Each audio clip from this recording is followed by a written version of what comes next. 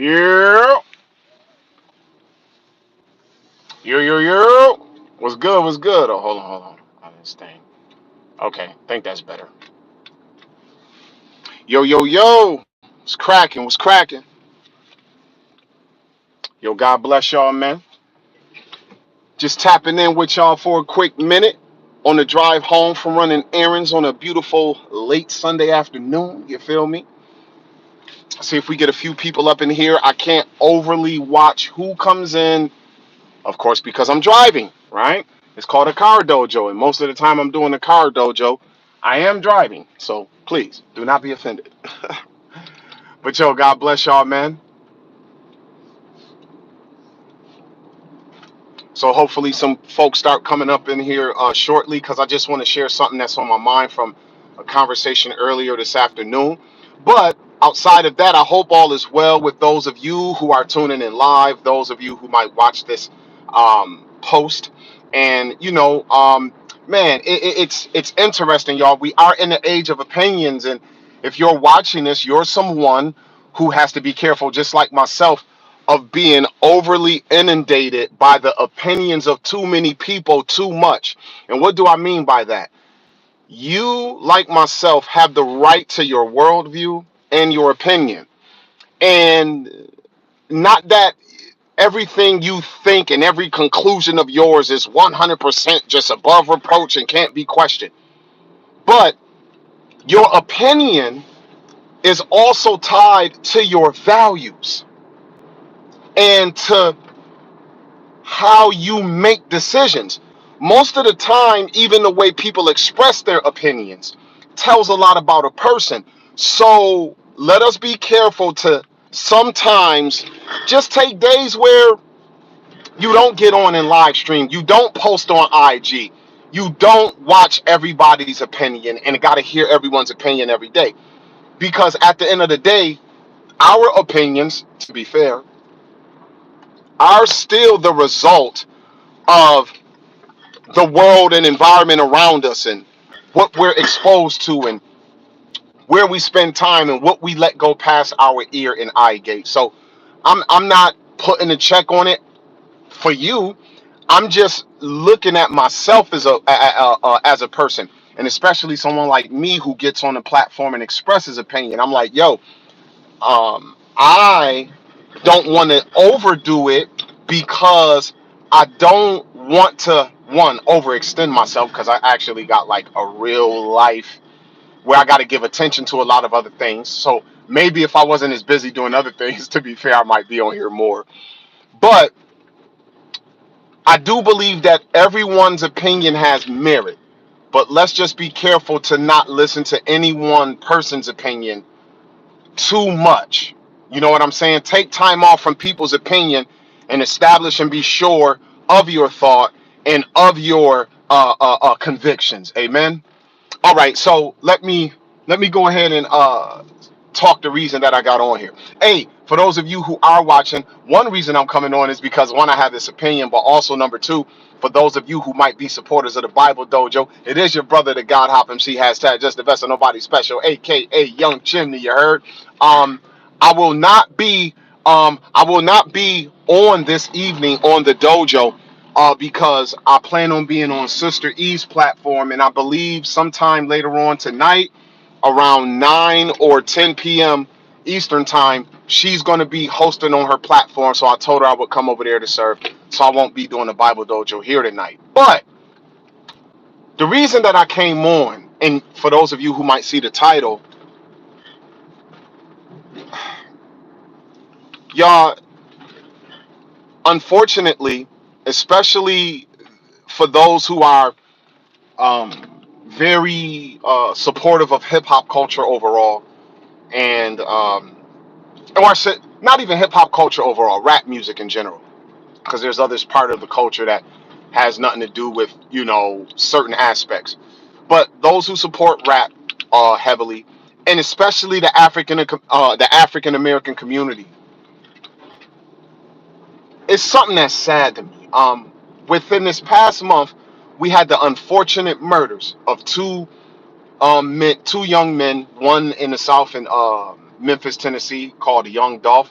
And then just a few days ago, a blood affiliated rapper named Slim 400, who ironically 2 years ago in 2019, in June or July of 2019, if I remember correctly, he was shot and got hit like 9 times by bullets and almost lost his life then. And I remember that because I was in, me and my brothers were in California, and we were doing a 2-week tour that we call Pray for My Hood. So that particular weekend in June or July of 2019, when Slim 400 had got shot up, that he got shot up on a Friday night. My brothers and I were headed into Los Angeles, into Compton, into a Crip dominated neighborhood. And me and my bro, God is my witness, we didn't know until we were actually on the road. We had been in San Diego the day before, and so Los Angeles is like 2 hours away from San Diego with decent traffic.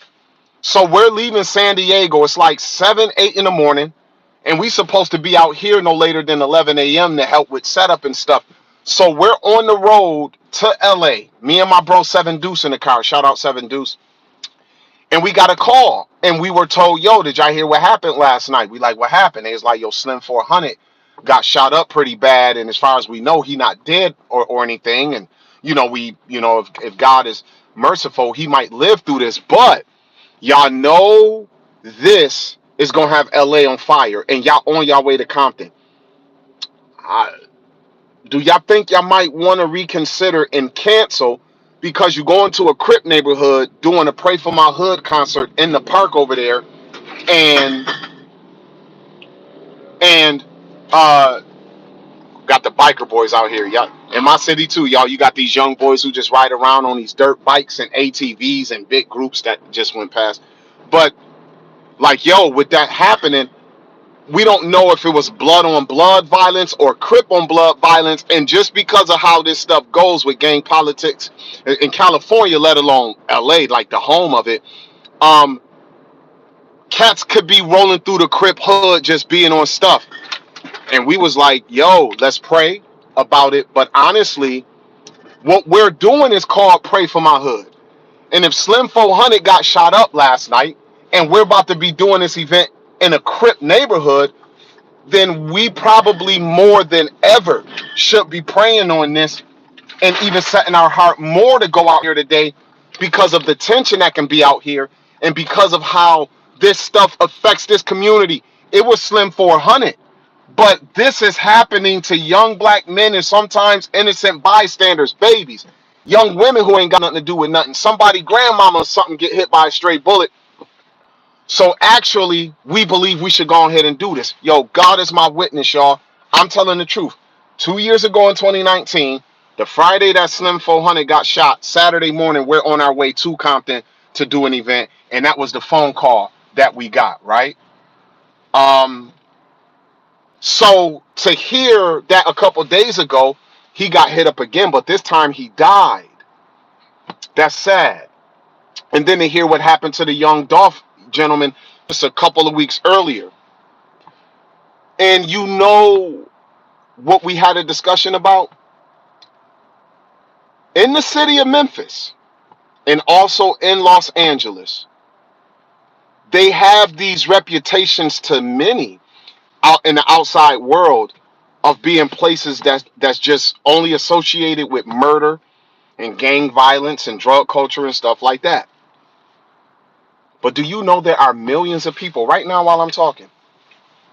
There's tens of thousands of people in Memphis and millions of people in Los Angeles right now who live in that city, work, play, sleep, eat, raise their families, and they do not look at Los Angeles according to the gangs and the things that happen among gang culture there. There are people who live, born, die, work, play, sleep, and eat in the city of Memphis.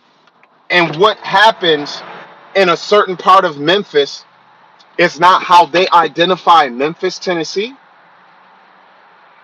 We are in a culture, y'all, where young young people in certain aspects of the community and their exposure to certain things identify the city by nicknames that kind of highlight the murder or the poverty. I'll give you an example.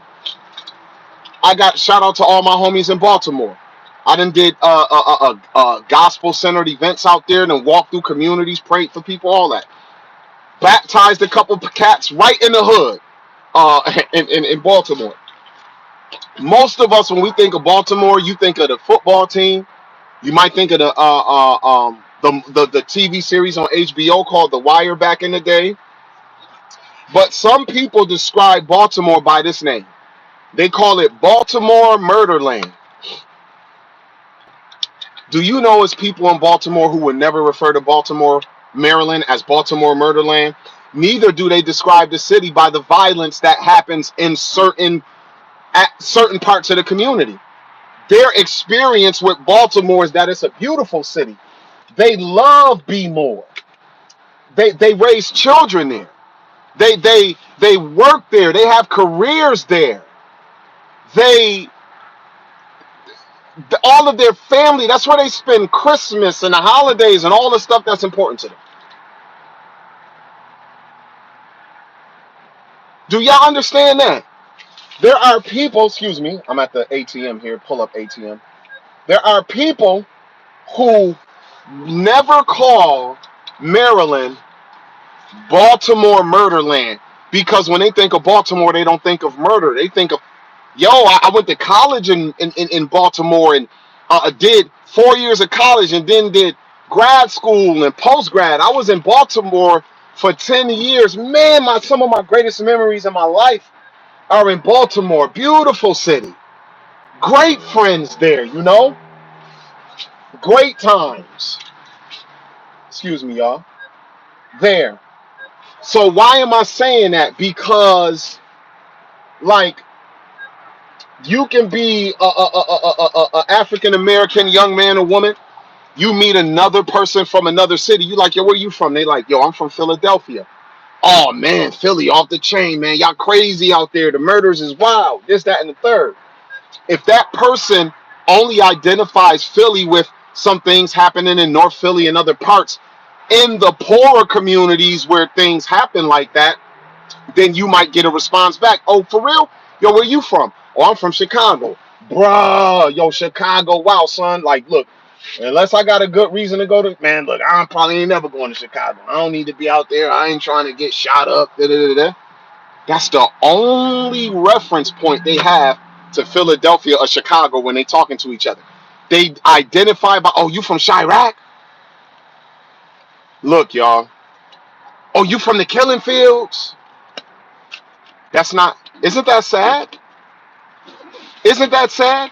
Because there are people, there are hundreds of thousands of people in Philadelphia who do not see Philadelphia like that. They might look at certain neighborhoods in Philadelphia and be like, they live in Philly and they watch the news and they hear something that happened, some shooting or some drug bust, and they like, yo, man, that's so sad. Like, man, I just hope that that side of town gets better. I hope that neighborhood, you know, we need more police over there. I hope they open up more opportunities.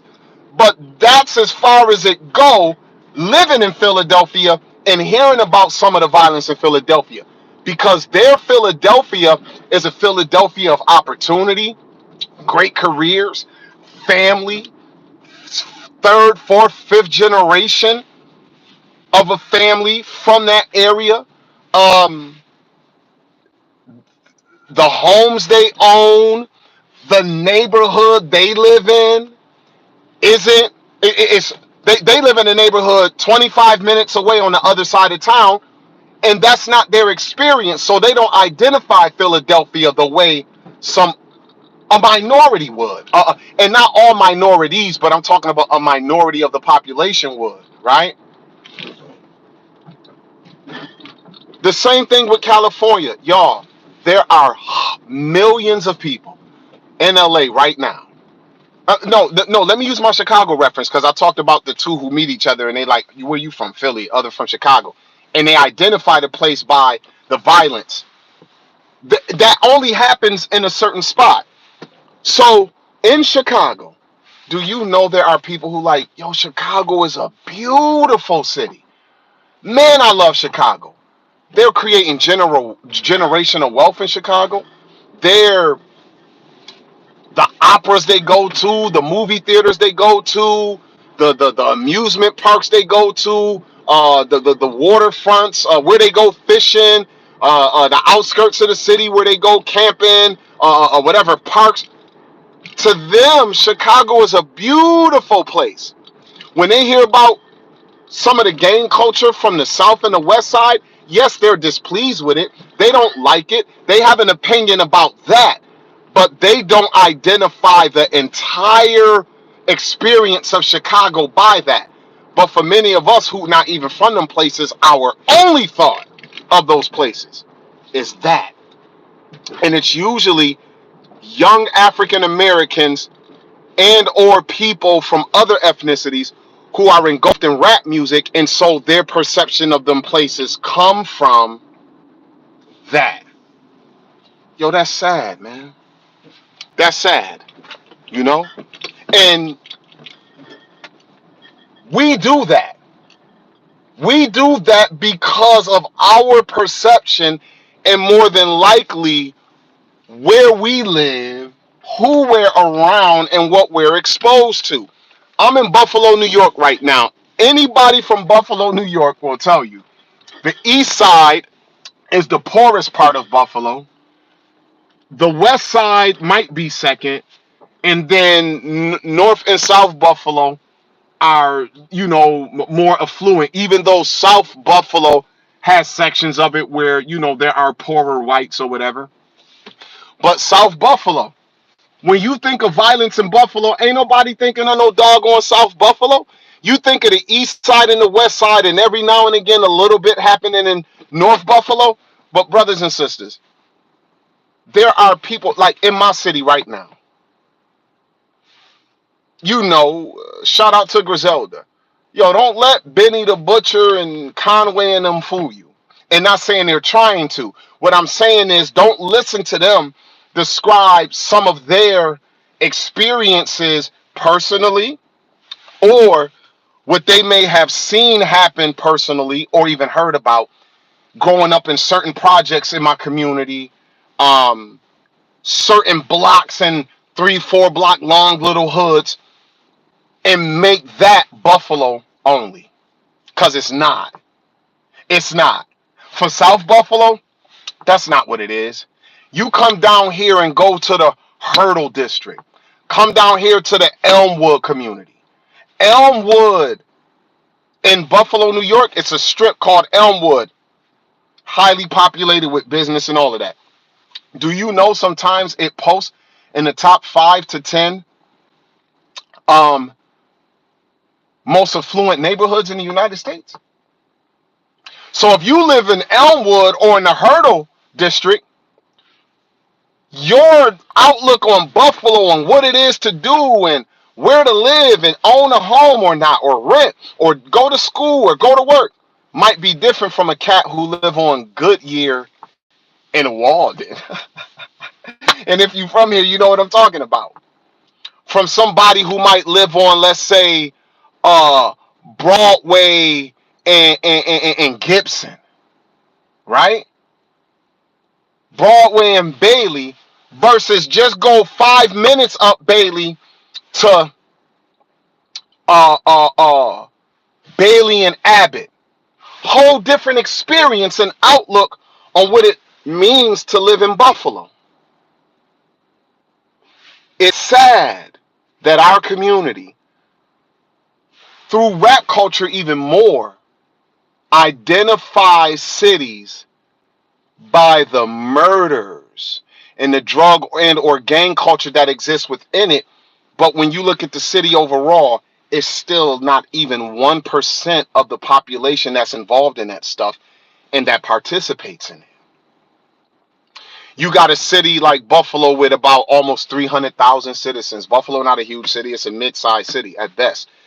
300,000 people live in this small place. let's say you got somewhere between 500 to 1,000 young men and women who participate in criminal activity, ganging, selling drugs, doing this, that, and the third. That's a reality, but that don't represent the entire Buffalo. You understand what I'm saying? And so I'm just hoping that that narrative can change. But you know, the only way it really will change is if the conditions of these neighborhoods and communities change over time. Then you'll find that less. But until then, we're just going to continue to sit and watch the sad reality of young African American men and women who actually live in said cities. Their only identity marker and opinion of the city is based on them living in a certain part of the city and what happens there. Now, I'm a guy who tours actively. You understand? In the last 3 months, I done did concerts where I've been. 3-day weekend, New York, did a concert in Brooklyn. The next night did an event in Queens, and then the night after that, we did an event in New Jersey. Then 3 weeks later, flew out to California and spent 2 days in San Diego getting it in. Then 2 weeks after that, flew out to Kansas, did an event in Wichita, Kansas, and then the next night, this was just 3 weeks ago, then the next night we did a huge concert in Tulsa, Oklahoma. Yo, I be places. I spend time in Cali. I go to Cali for a month. I've been to Miami, been to the Liberty City a few times. I be in Charlotte all the time. I was in Atlanta 3 times this year already doing concerts. I done spent a total of 6 or 7 days in Atlanta total, just down there for business, doing events and stuff. I go places. And know this, people go all over the country. You got people moving to Texas. You got people who move to Georgia, stuff like that. People moving to places in the Midwest. Everywhere you go, it's somebody who been there all their life trying to get the hell out of there. Oh man, you need to go. You need to come to Texas. While there's some opportunities there for whoever might take a hold of it, move to Houston, move to Dallas, move to Austin. And when you move there, it's somebody there begging. It's people who done grew up there all their life in abject poverty. And there are people who have grown up in certain communities in them places. And you identify Atlanta with, man, I'm trying to go down there and get it popping. And it's somebody else who lived there all their life trying to get the hell out of Decatur, trying to get the hell out of Lithonia or Bankhead, or trying to leave West Atlanta. They trying to get the heck up out of there, and they trying to move to another place because they're like, man, ain't nothing happening here, man. Cats here, they hate on each other, they this, that, and the third. I guarantee you. You feel me? So don't over glorify any place, but it's sad that the people who live in them places, who live in the more impoverished parts of the places, only identify them with that. And then people like myself who might come from another black community in a whole nother state, when I look at that city or that state, I identify it by that, and not necessarily the opportunities or the wealth or even the more affluent or even just safer aspects. The less drug ridden communities, like, yeah, this is happening right there on the south side of Chicago. But if you drive 20 miles, if you drive 20 minutes away and you hit the east side of Chicago, it's a whole nother kind of Chicago. And they're not inundated with what's happening on the south side of Chicago. You feel me? So yeah, brethren, that right there is my thoughts.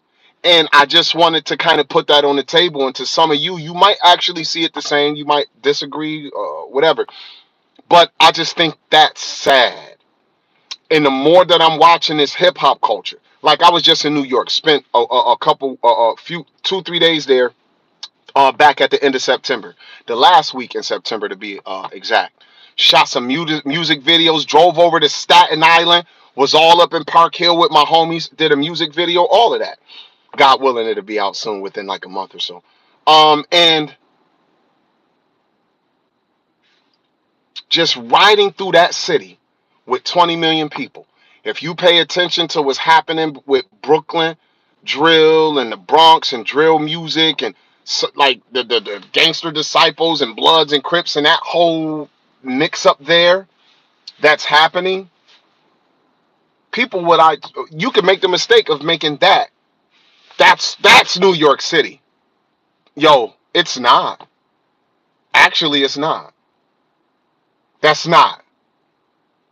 And honestly, I just seen somebody who said the good parts might be taking over the bad parts. That's interesting. The bad is taking over some good parts. Yeah, it can be, but at the same time, like for instance, where the Barclays is in Brooklyn, that was about just almost 20 years ago. That was the most drug infested part of Brooklyn. That thing is totally gentrified. So it goes both ways. But remember, governments control where they put people.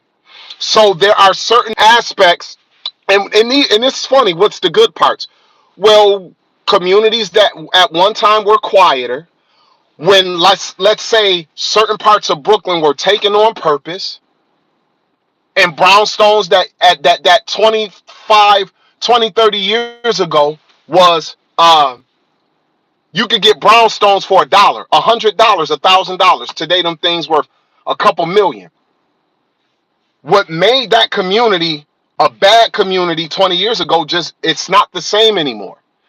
But the people who were a part of the bad element of that community been pushed into other parts of Brooklyn. And so now them parts that used to be quieter have now become, over the last 20 years, the worst parts, because they pushed elements to certain places. So that does happen. But let's just be honest. What I'm saying is true. At the end of the day, in my own city, I know for a fact that ever since I've been alive, there are certain parts of my community that just don't have the reputations of others. That's just the truth. And so in the same city, I could be like, man, ain't nothing here in Buffalo. Let me get out of here. And in another part of Buffalo, it's a person who don't got to go nowhere. No, I go other places on vacation, but I own $100,000 home here. Y'all, if you go to Washington, D.C., there are parts of my city where you can buy a duplex, 3 bedrooms and a full bathroom, up downstairs apartment, upstairs apartment the same, full attic, full basement with a full backyard with grass, fence, and trees. You can buy one of those for like $70,000. And if you go to the auction, depending on if it's liens on the property, you might get something a little cheaper at an auction. But you could buy property $70,000, $80,000 and own it, and it's yours. And you go to another place in a damn ranch size home with no attic, little backyard, $750,000. Like, no, y'all can keep that.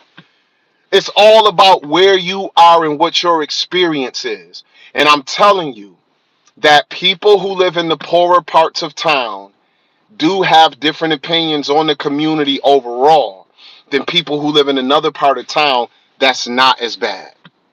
And you find yourself identifying the place by the bad more than the good, and a person who may not live where you live in the same city identifies the city by their experience and not necessarily what's happening in a part of town where there might be higher rates of certain uncouth behavior.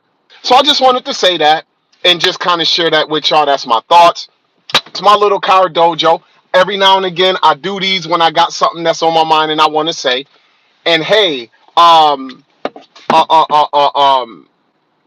for those of you, I did say this at the beginning, I'll say it for those who might have just come in here. I won't be here doing the Bible Dojo tonight on this channel. Sister E has a 9 or 10 o'clock. Y'all can go to her YouTube and check now. She's doing a discussion on her platform tonight, and we should have did it last week, but she got sick at the last minute. Oh, hey, salute, Driz Judah. He said, you bringing a young word smoke tonight? Hey, bro, on Sister E's platform. I won't be broadcaster from here tonight, but I do think I'm going to come on tomorrow night and do a dojo. So that's my plan. Hopefully, I'm gonna do a Bible dojo here tomorrow night, but tonight I'm gonna be on Sister E's platform at like 9 or 10 p.m. Eastern. You could go to her platform and check the time. All right. I appreciate those of you who are in here. I was driving. I stopped and continued, so I didn't go back and see who's in here. But who's ever in here, God bless you. Thank you for looking at it. And I'm just hoping that this is good. Hey, Natasha. Wait, hold on. I want to see that. Natasha Marzuko. Hopefully, I'm saying that right. Bless you, Queen. True talk. The rent in Buffalo goes down a couple streets over. Some in Buffalo may associate you with a rich person, and may associate you with rich people, and you're not because of their experience. Yo, you right. You right. And that's the same everywhere. Hey, God bless y'all, and hopefully see y'all. For those of y'all who might come on the Bible Dojo, I'm gonna host a Bible Dojo here tomorrow night, God willing, at like 9 p.m. or something. But for those of you who looking for some smoke tonight, tune into my Sister E platform sometime between 9 or 10 p.m. Eastern, and God willing, I'll be over there with them getting it in. All right. Hey, salute. God bless y'all.